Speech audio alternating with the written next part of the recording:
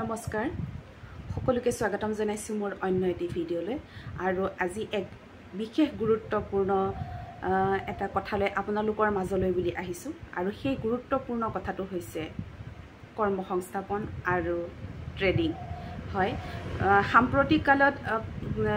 যিসকল নৱপ্ৰজন্ম আছে প্ৰত্যেকই ভাবে যে মোৰ এটা ভাল সংস্থাপন হওক কিন্তু আজিৰ যেটো সিচুৱেশন বহুত কম্পিটিশনৰ যুগ হয় আপুনি কম্পিটিটিভ যদি এক্সাম এটাও দিবলৈ যায় তেনেহলে আপোনাৰ হাই সেকেন্ডাৰীৰ পৰা আদি কৰি আপোনাৰ কম্পিটিটিভ এক্সামৰ মাৰ্কস ইনক্লুড কৰি পেলাই যেটো ৰিজাল্ট প্ৰস্তুত কৰা হয় আসলতে হেতু কাৰণে 90sৰ যিসকল ষ্টুডেন্ট আছে তেওঁলোকৰ কাৰণে এটা চাকৰি পাবৰ কাৰণে কিন্তু খুবেই অসুবিধা আৰু সেই সকল ব্যক্তিয়ে কি কৰে তেওঁলোকে সহজে কেনেকে ধন উপাৰ্জন কৰিব পাৰি তাৰ ওপৰত গুৰুত্ব দিয়ে আৰু তাৰ লগতে নৱপ্ৰজন্মও এক্সাম আছে তেওঁলোকে ভাবে যে আমি কষ্ট নকৰাকে খুব কম সময়ৰ ভিতৰতে আমি টকা উপাৰ্জন কৰিব পাৰো আৰু হেতু দিশ আগত লক্ষ্য ৰাখি বহুতো ল'ৰা ছোৱালী আসলতে এই ট্ৰেডিংৰ লগত জড়িত হৈ পৰিছে যেহেতু তেওঁলোকৰ কৰ্মসংস্থাপন নাই আৰু সকলোৱে ভাবি আছিল এটা সময়ত যে ট্ৰেডিং কৰিলে খুব কম সময়ৰ ভিতৰতে যথেষ্ট সংখ্যক ধন উপাৰ্জন কৰিব পাৰি আৰু এখিনি ক্ষেত্ৰত মই ডাঙৰ ইউটিউবাৰ্ছ সকলকো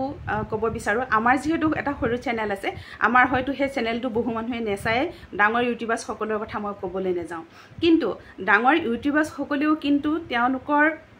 এতিয়া ধৰক স্বপ্ননীলে হওক বা সুমি বৰাৰ ক্ষেত্ৰতে হওক সুমি বৰাৰ কথা বাৰু আমি গম পোৱা নাছিলো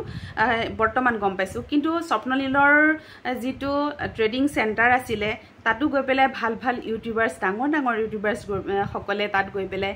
কৈছিলে যে আপোনালোক আহক ইয়াত ট্ৰেডিং কৰক আসলতে এজন যেতিয়া ডাঙৰ ইউটিউবাৰে তেনে ধৰণৰ এটা অনুষ্ঠান কৰে ডাঙৰ ইউটিউবাৰ বুলি সকলোৱে তেওঁলোকৰ অনুষ্ঠানসমূহ কেনেদৰে অনুষ্ঠানটোৰ পৰা কেনেদৰে উপকৃত হ'ব পাৰি আসলতে সেই গুটে সামগ্ৰিক দিশবিলাক চাই আসলতে বহুতে প্ৰেৰণা পায় আৰু তেওঁলোকে সেই কামটোত নিজে নিয়োগ হ'ব বিচাৰে এতিয়া কথাটো হ'ল তেওঁলোকে হেতু সময়তো কৈছিলে যে স্বপ্ননীলৰ তাত আহক হয়তো তেনেকেও ইউটিউবৰ থ্ৰুদিও বহুতো সংখ্যক ল'ৰা ছোৱালী হয়তো গৈছিলে ট্ৰেডিংত জয়েন হ'বৰ কাৰণে আৰু ইতিমধ্যেতো আপোনালোকে গম পাইছে ট্ৰেডিংৰ বিষয়ে যে ট্ৰেডিংটো হৈছে এটা ইলিগেল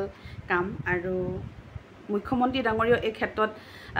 বক্তব্য আগবঢ়োৱা পৰিলক্ষিত হৈছে মই বাৰু সেই বক্তব্যটো আপোনালোকলৈ বুলি আগবঢ়াম এতিয়া কথাটো হ'ল মাজতে শুনিছিলো YBYৰ কথা YBYৰ লগত প্ৰত্যক্ষভাৱে কিন্তু কোনো ওলাই আহি কোৱা নাছিলে যে আমি YBYৰ লগত জড়িত কিন্তু ভিতৰুৱাকে বহুতে কৰি আছিলে মোৰো বান্ধৱী আছিলে বা মোৰো ওচৰ চুবুৰীয়া তেনেকৈ কোনোবা আছিলে তেওঁলোকো YBYৰ লগত জড়িত আছিলে মোকো কৈছিলে যে ইয়াত জয়েন কৰোৱা ইয়াত বহুত ইনকাম আছে কষ্ট নকৰাকে তাৰ পিছত মই কৈছিলো যে অনলাইন যদি ট্ৰানজেকচন যদি ডেইলি কৰিব পাৰে তেনেহলে মই কৰিবলৈ সাজু আছো তেতিয়া ক'লে বোলে নাই এটো বস্তুটো তেওঁলোকৰ একাউণ্টতে জমা থাকিব তাৰ পিছতহে ট্ৰানজেকচন কৰিব পৰা যায় আসলতে হেখিনি সময়তে আসলতে মোৰ মনলৈ এটা ভাব আহিছিলে যে যদি লগে লগে ট্ৰানজেকচন কৰিবই নোৱাৰি যদি তেওঁলোকৰ এপতে যদি আমাৰ টকাটো থাকে তেনেহলে আমি কেনেদৰে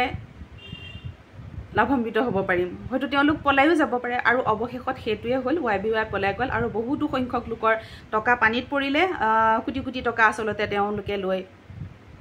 পলালে এতিয়া মেইন কথাটো হৈছে বৰ্তমান যেটো বাতৰি প্ৰচাৰ হৈ আছে যে সুমি বৰাক লৈ পেলাই সুমি বৰাৰ ভাইকক লৈ পেলাই এতিয়া সকলোৱে কৈ আছে যে কৰিব নালাগিছিলে হয় নিশ্চয়কৈ কৰিব নালাগিছিলে এখিনি ক্ষেত্ৰত কিন্তু জগৰীয়া আমাৰ যিসকলে ট্ৰেডিং কৰিবলৈ গৈছিলে তেওঁলোকো ভাৰতত ট্ৰেডিংৰ বিষয়ে